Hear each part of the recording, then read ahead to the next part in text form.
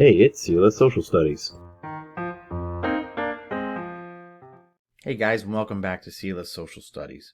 Today we're going to be covering another president and something that he did while he was in office in an attempt to expand American influence on the world.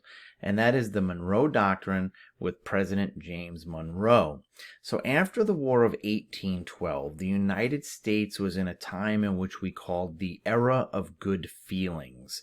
The United States had defeated the British in another war, our Second War of Revolution, the War of 1812.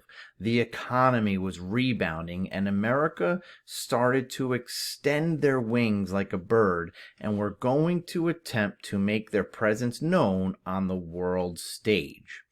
In his December 2nd, 1823 address to Congress, President James Monroe, one of the last founding fathers to be elected president, articulated the United States' policy on the new political order developing in the rest of the Americas and the role of Europe in the Western Hemisphere.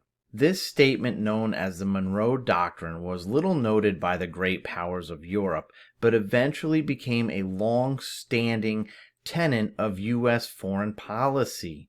Monroe and his Secretary of State, John Quincy Adams, drew upon a foundation of American diplomatic ideals such as disentanglement from European affairs and defense of natural rights as expressed in Washington's farewell address and Madison's stated rationale for waging the War of 1812. The three main concepts of the doctrine are separate spheres of influence for the Americas and Europe, non-colonization, and non-intervention. They were designed to signify a clear break between the New World and the autocratic realm of Europe. Monroe's administration forewarned the imperial European powers against interfering in the affairs of the newly independent Latin American states or potential U.S. territories. While Americans generally objected to European colonies in the New World, they also desired to increase the United States' influence and trading ties throughout the region to their south.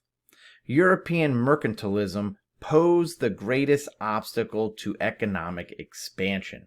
In particular, Americans felt and feared that Spain and France might reassert colonialism over the Latin American people who had just overthrown European rule. Signs that Russia was expanding its presence southward from Alaska toward the Oregon Territory were also disconcerting. For their part, the British also had a strong interest in ensuring the demise of the Spanish colonialism with all trade restrictions mercantilism imposed. Earlier in 1823, British Foreign Minister George Canning suggested to Americans that two nations issue a joint declaration to deter any other power from interfering or intervening in Central and South America.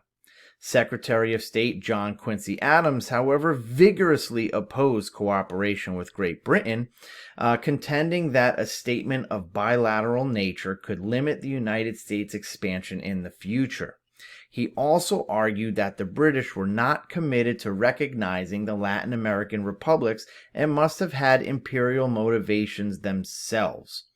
So basically what James Monroe and John Quincy Adams do is they draw a line in the Atlantic Ocean and they say to European imperialistic powers, do not cross this line.